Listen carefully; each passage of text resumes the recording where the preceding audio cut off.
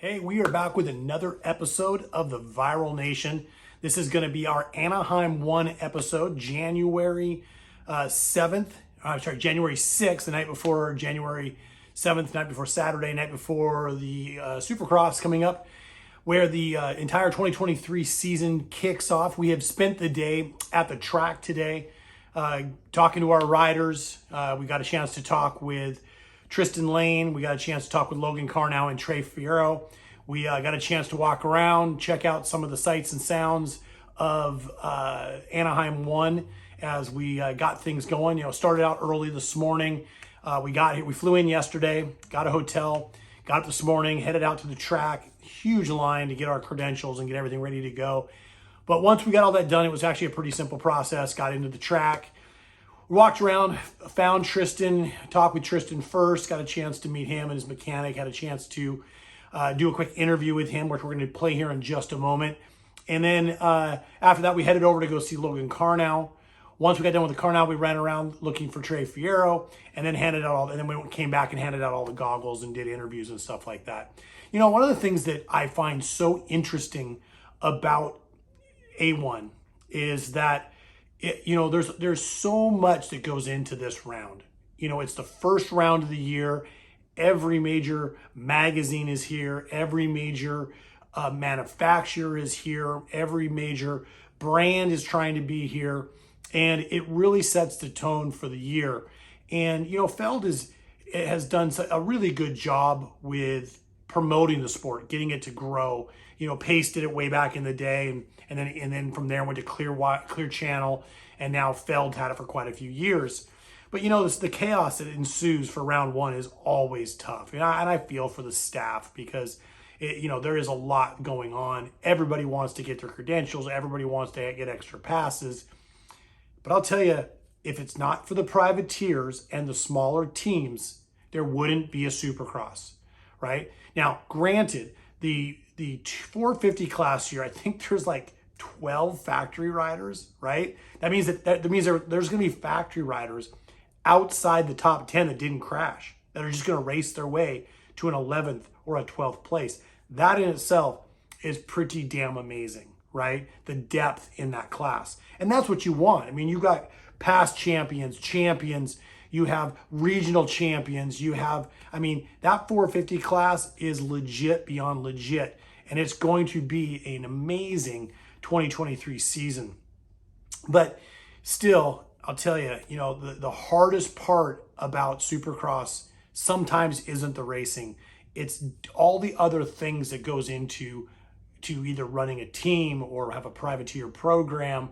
And it's a lot, we got a chance to talk with Tristan. Tristan's having his bike transported to each round, and which is pretty reasonable, right? But he gets to go to each round, doesn't have to take his bike. He can fly into every round. And that's his preference. I prefer that myself. I mean, in all fairness, I prefer that myself because that way I could be fresh when I get to the track. I'm not having to drive for 18 hours straight, which is how we used to do it back in the day. I remember coming back from Oklahoma Supercross, and we got hooked up with factory Honda and factory Suzuki. This is back in the box van days.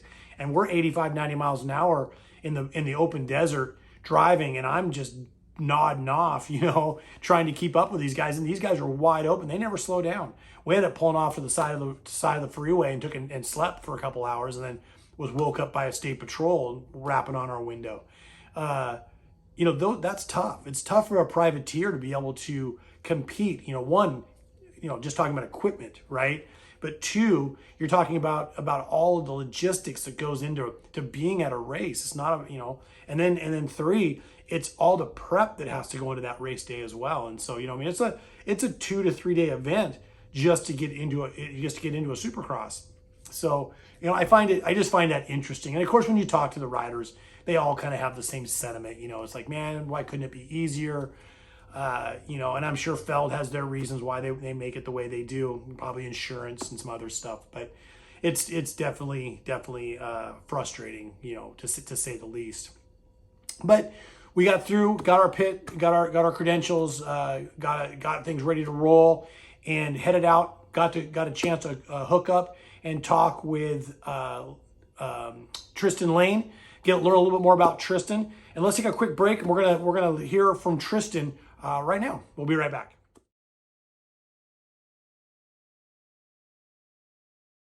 Tristan Lane, national number 90, racing the the full Supercross in the 450 class.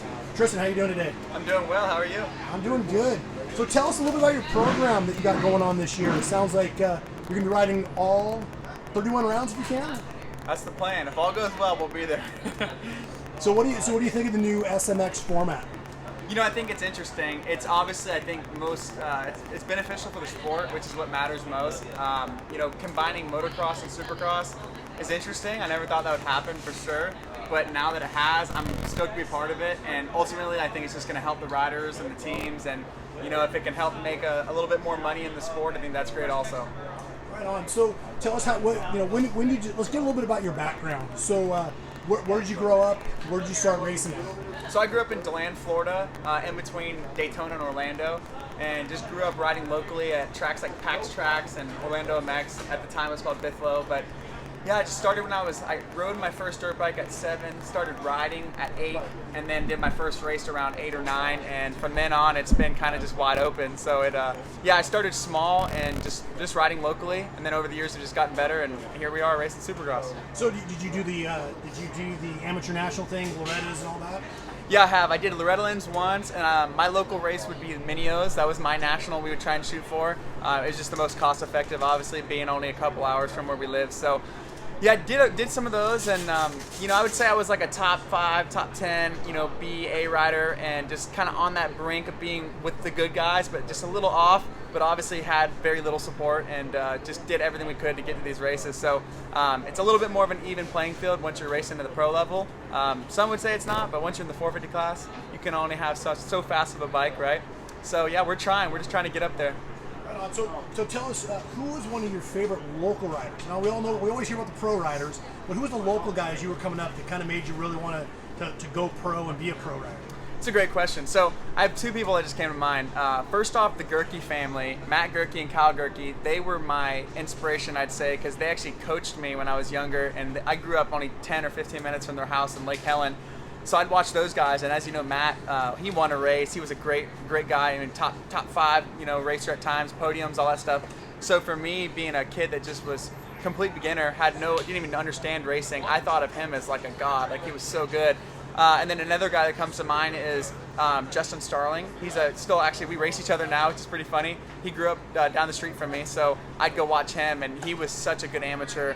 And like I said, I wasn't even racing, and I'm watching him and thinking, oh, this guy is so good. So to come full circle and be racing him now is pretty surreal. But those are 2 people that come to mind. So when did you turn pro then?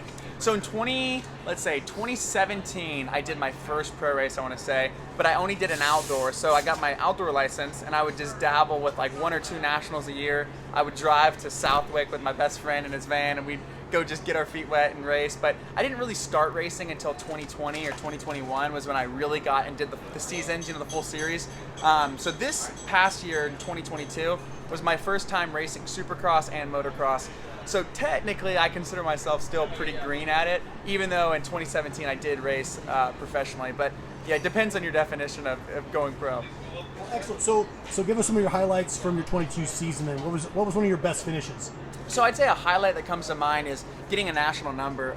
Obviously, to earn a national number, you're scoring enough points to be in that top 100 there. So that's a big deal, being number 90. I'm proud of that. I'm biased. I love my number 711.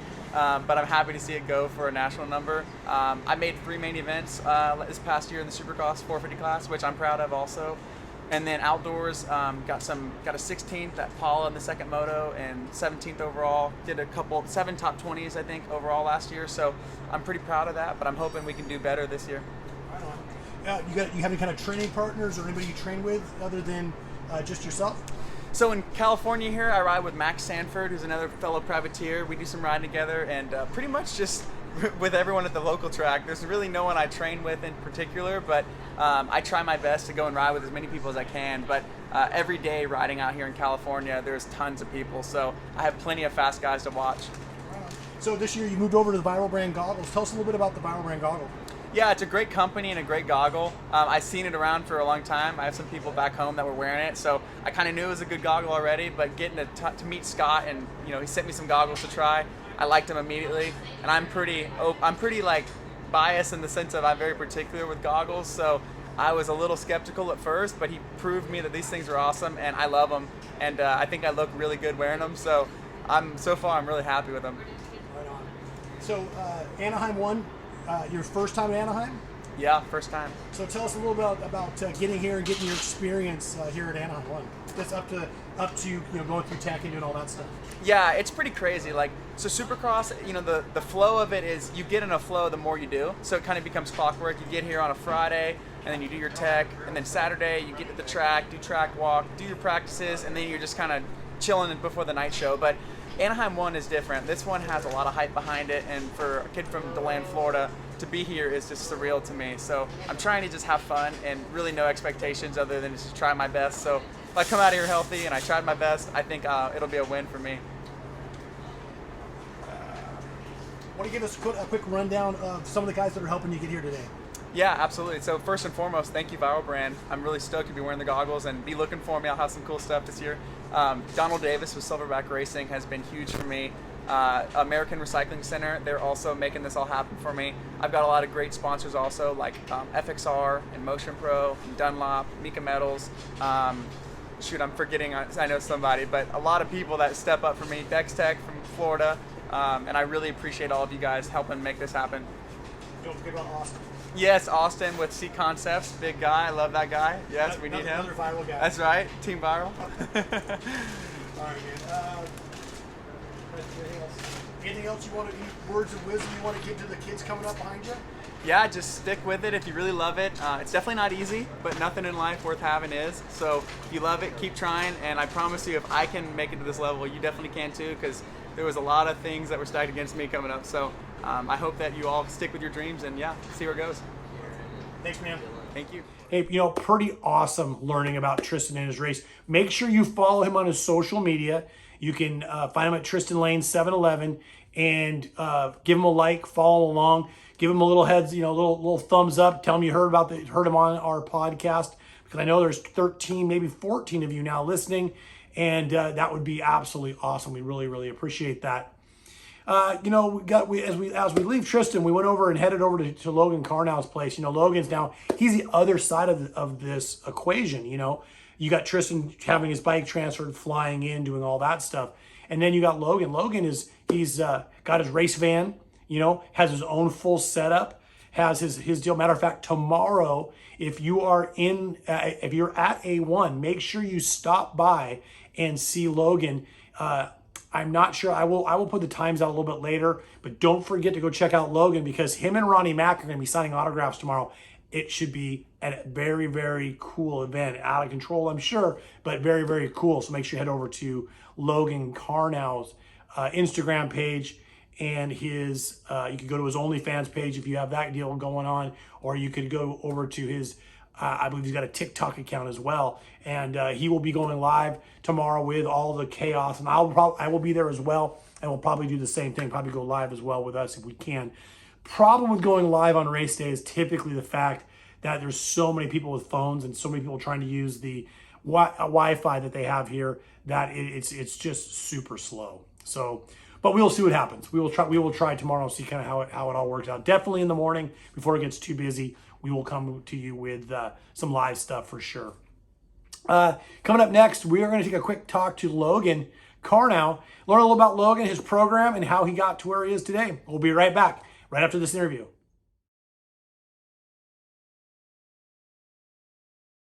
With Logan Karnow, 2023 Supercross season. Logan, how you doing? Not too bad, man. Stoked to be back at A1. Right on. So, new program. We'll get that here in a minute. Wanted to kind of just do a little deep dive on you as far as kind of, how did you get started? Where did you come from? And so let's start with where did you grow up racing? I grew up in Ohio. So my mom's side of the family, and my dad's side of the family, both actually raced professionally. Like they had brothers on both sides that actually raced pro, and it was kind of in my blood. And I grew up, started riding when I was 3, and just kind of went from there. Right on. And when did you decide you were going to turn pro? What year? So I actually quit racing for a couple years, and then got a bike like 5 years old and just kind of started riding with some like local guys that were actually racing pro, and was started kind of being like competitive with those guys. So I told my dad, I was like, let's go race a pro-am and kind of just see where we go from there. I actually won my first pro-am I ever went 4-2, got a little lucky, but got 25 points towards my pro card, and I don't know, I was kind of hooked after that. And then 6 months later, I was on the line for my first Supercross, so it's pretty sweet. Right on. So growing up, we all know that you got, you know, the Carmichaels and the those type of guys, but who was your local favorite pro guy that kind of helped you want to be a pro? Man, dude, I really didn't have anyone. Like, the only person I can think of that kind of was cool for me was Michael Willard back in the day. Was from Ohio, and he gave me his first place trophy. That was pretty much it. I mean, Brock Sellers was a couple hours away from me. I was hooked up to Brock, but yeah, nobody really like guided me, but just kind of just did my thing and kind of went from there, I guess. Right on. So, what was your first year racing Supercross then, full time? Dude, I'm getting old. Shit, I think 2015. 2015, I think. And yeah, just kind of built every year. Like the last 3 years, I kind of keep saying like I'm starting to get older now, and I was like, kind of probably be my last year. And I keep doing better and better, like making more money racing and starting to build like a pretty solid program for myself, and just having fun. Like I'm stoked to be here right now. Like I'm just having a good time doing my own thing with my boy, and yeah, I don't know. I don't really see an end anytime soon. If I can keep being competitive and making money racing my dirt bike, I mean, why stop, right? Yeah, absolutely. So last year you had some influx, picked up a few unique sponsors that most everybody kind of knew about. Unique, huh? Yeah, that's what they call it. So tell us a little about your program for this year. Obviously, I'll let you describe it. Yeah, so basically last year I was riding for this dude, completely effed me over really, really bad about 9 races into the series. And, I mean, ultimately it worked out for the better. I mean, the dude did me very, very bad, but it ultimately was for the better. Like, I gained a lot of traction from it. I was kind of plastered across every big media network in the sport and got a lot of support, and had a girl reach out to me. Her name was Hannah Ray, wanted to be a title sponsor for one weekend, and I didn't have a title sponsor at that point, so I was like, hell yeah. She's paying me pretty good to just put her Twitter handle actually on my shroud, and it wasn't for Twitter, it was for OnlyFans, but it was kind of just like to mask it, to get more attention to her, and she basically quadrupled her sales that weekend. And I posted that and started getting hit up by other girls and other companies and stuff like that, and I mean, ultimately it worked out for the better, like I said. And this year I reached out to OnlyFans Direct, so that's my main gig, OnlyFans. They're a huge part of my program this year. I mean, they pretty much are my program, right? And I cannot be more thankful for them. They've done so much for me, and like I said, it's gonna be this is probably the edgiest sport that's came into the sport in a while, so I'm ready for it. Let's talk about OnlyFans. So OnlyFans it's just a platform, correct? Yeah, I mean, it's hard to not look at it the way everybody looks at it, because that's kind of what it's known for now with the girls and stuff like that. But my job is not to promote that side of it at all. Like, I'm supposed to promote the side of it. Like, OnlyFans was started to promote, you know, celebrities, athletes, fans of, I mean, whatever you do, you know, right? And kind of, I mean, we kind of know the rep it has now, but they're using athletes and stuff to promote it as basically as if it's another social media network. Like, I post stuff on my OnlyFans that I don't post on my Instagram. Not like bad shit or anything. It's just kind of behind the scenes more of my life. So yeah, perfect. I think that's super cool. And, you know, the sport needs more outside corporate sponsors. Period. Yeah, for sure. Like, I kind of got shit on by a lot of people, like, oh, bringing outside the sponsored companies in the sport. Like, that's 100% what the sport needs. Like, we've had the same sponsors in the sport for what, 30 years? Like, I tried so hard going out of my way this year, reaching out to different companies. Like, you're only gonna get so much if you hit up companies in the sport. So I took a different approach, and it worked out for me. So what is your plans then? Are you planning on running indoor and outdoor, or just the indoor series this year? Just Supercross. Realistically, I've never even done outdoors. I don't prefer it at all. I'm not very good at it. Like when it comes to hanging it out, third gear wide open on a 450, I clam up a little bit. Even like Daytona and Atlanta speedways, like I struggle there a little bit. So we'll stick to the stadiums for now. Well, you can get a few extra. What do you think of the new FMX format? What do you think of that? It's cool. I mean, realistically, I don't think I'll qualify for it with not racing outdoors, but I mean, it's super cool. I mean, anything to bring more money to the sport and more eyes on the sport, it's always good, right? So so Viral Brand was a sponsor of yours back quite a few years ago. Yeah. We're back with you again this year. Tell us a little bit about that, how that program came to be. Yeah, it's sweet. I think we did something back in like 2018, I think, right? And it was good. And then I kind of just moved on from the team that I was riding for and had to take a different approach. And back with you guys for 2022 or 2023, and I'm stoked. They're really, really good. Yeah. What's the big difference that you noticed between the goggles? I mean, I was happy with my stuff last year, but just took a different route this year, and I don't know, pumped on it. Well, I was thinking more. What do you think the difference between the old Viral goggles and the new goggles? Oh. Yeah, because most of the goggles today are good. Yeah. So. I mean, they're really good. I mean, I've had no problems with getting dirt in the lenses, nothing. They look awesome. The magnetic lens is pretty badass, and the quick release on the lenses, it's like top notch. It's rad. Awesome. So who's helping you get here? We talked about OnlyFans, but who else has helped you get here today and do the whole series? Oh man, I got about 41 sponsors, I think. So that'll be a long list. But so how can they find those sponsors now? Yeah, just go on my social media, OnlyFans at Logan Karnow. Now Instagram at Logan Karnow. Everybody who supports me is linked to that. So appreciate everybody. And what do you got going on tomorrow as far as your autograph session? Yeah, so actually I teamed up with the man himself, Ronnie Mack. I think it's going to get a lot of publicity over here in my pits. So yeah, tomorrow from 2:30 to 3:30, myself and Ronnie Mack will be signing autographs here at my pit. So just look for the big OnlyFans gig, and yeah, come hang out. Logan, stoked to have you back, man. Thank you. Yeah, thank you.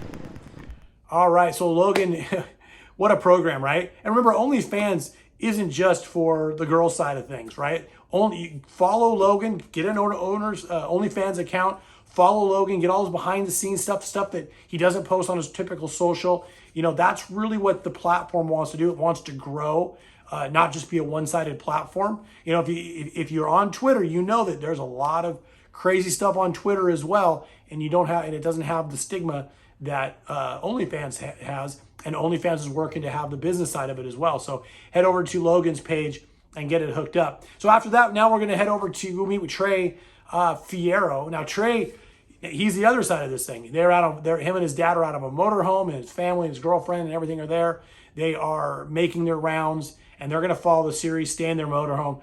And that's a pretty cool program as well. Staying at the track every night, being able to go out and go out and race, but have a place to really call home, get out of the noise, get out of everything, and that'll be super cool. So let's go ahead and get a chance to go talk with Trey and learn a little bit about his program as well.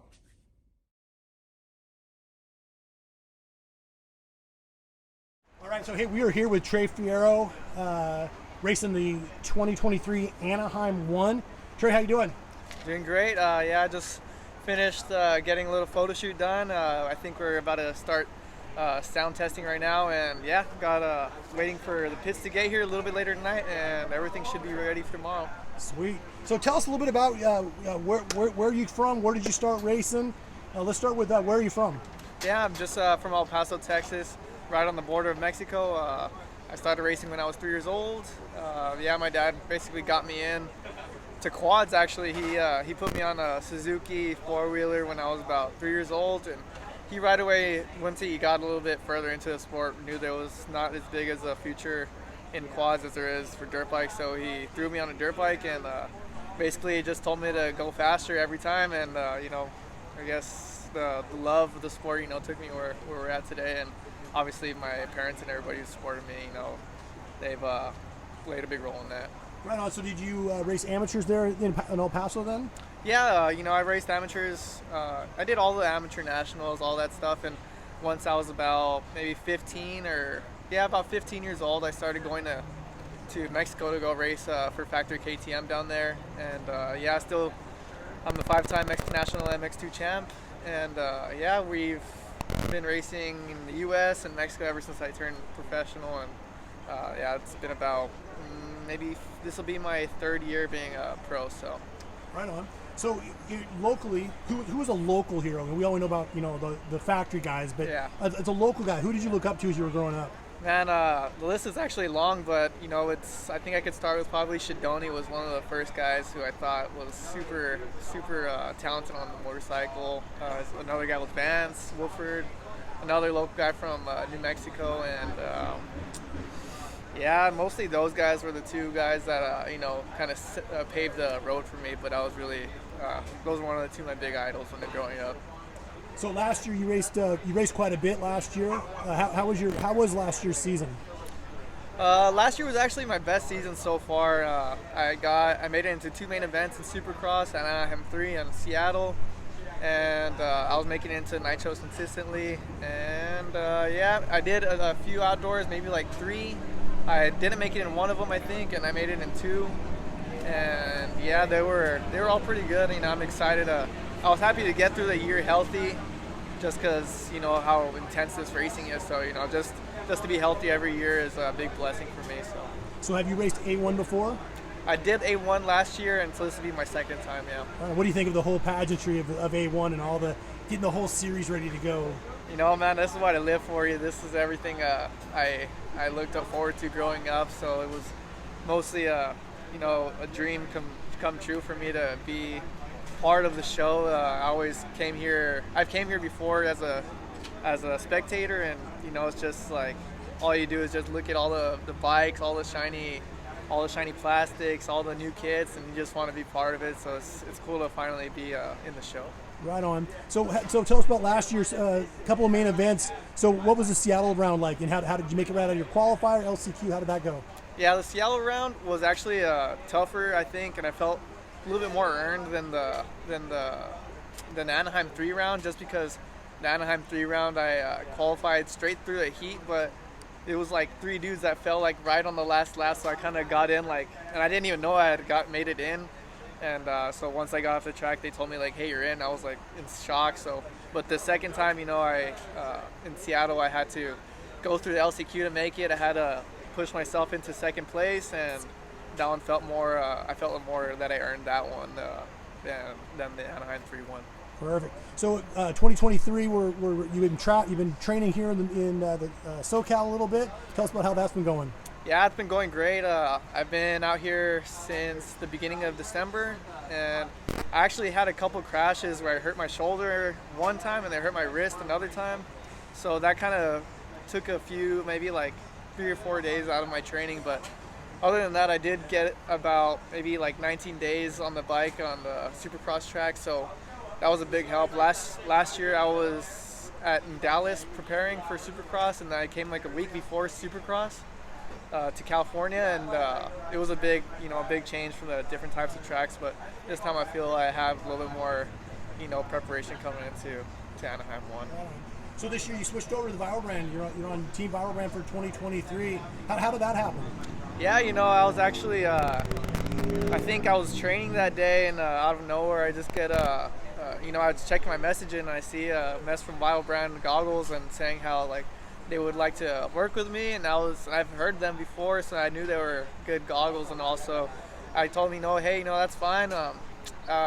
If we could definitely work out the logos thing with all my stuff, I'd be really excited to do that. And he was real helpful with that. He understood my situation, and he was been very, very helpful so far. And I've tried the goggles already a few times, and I've been super happy with the product, and super stoked to be trying with the functionality of the goggles. Just really amazing. So I love trying the new product. Awesome. So what are your goals for this season? I think my goal is to be in the main events every night, and another one just to come out safe, because every time you're just coming out safe from the season, you're just able to build better, get better and better. So I think those are my 2 main goals for this year. And then last, who helped you get here? Obviously, there's a lot of guys that make this possible. There's some of the sponsors that got you here today. Yeah, first of all, my family and my friends, they've been with me my whole life, and they've gotten me to where, everything that I've had so far. And D&D Racing for helping me with my bikes this past couple of years. What's it called? Bahia Motopark. They helped me a lot with my program, getting me a lot of funding for this year as well, and I have a whole full list of people. So how can someone find more information out about you to follow you? Yeah, I actually have all my sponsors, everybody that's helped me out on my Instagram. Trey Fierro 158. Fierro is with 2 R's, and Trey is with just TRE. So you can look at on my Instagram. I'm posting basically every day, and you can see all the updates of what we got going on so far. And I think I should be posting another update today with the new goggles, and you guys can follow me through there, and everything should be easy to find. Awesome. Hey man, welcome to the team. Thank you guys, appreciate it. Perfect. Super cool, 5-time Mexican MX champion, and super glad to have Trey on our team. We wish him the best of luck tomorrow. Make sure you follow him, because if you have the Peacock program, you can watch the races early. You can get online and watch the races early, and you can watch practice and qualifying and all that stuff, and you'll get a chance to watch Trey. He'll be probably in practice B tomorrow, maybe C, but probably B tomorrow. Go ahead and check out Trey. Guys, don't forget, we have our contest. Our contest is launching in this app, on this platform on YouTube. In the comments below, you guys can start right now. If you're watching this, you can start right now and start posting your 3 picks. The rules are online at viralbrandmx.com. 2023 Supercross giveaway rules. Go find them on our line. So the rules are pretty simple. You have to get the top 3 in order and be the first person to do it. And they have to be posted on this platform, on YouTube. If you're seeing this on Instagram, or you're seeing this on Facebook or on TikTok, you need to be over at YouTube and post your results there. It's the only place that they count.